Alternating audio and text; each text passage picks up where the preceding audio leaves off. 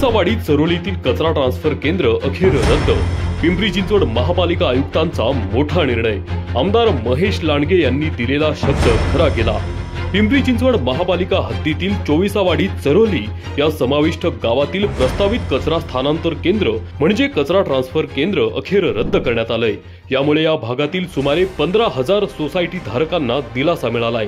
गेल्या 10 वर्षांमध्ये वाढलेली लोकसंख्या, गृह प्रकल्प याचा विचार करून व्यापक जनहिताच्या दृष्टीने सदर कचरा ट्रान्सफर केंद्र रद्द करावे अशी मागणी भाजपचे आमदार महेश लांडगे यांनी केली होती।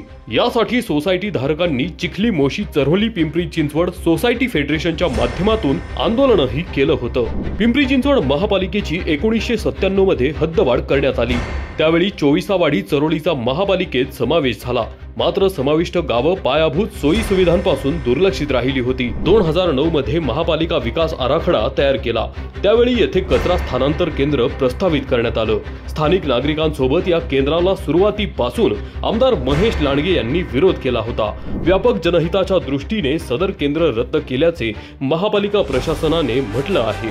त्यामुळे सोसायटी धारकांकडून समाधान व्यक्त होत आहे। कॅमेरामन सुचित कुलटसह रमेश पाटील, महा ई न्यूज, पिंपरी चिंचवड।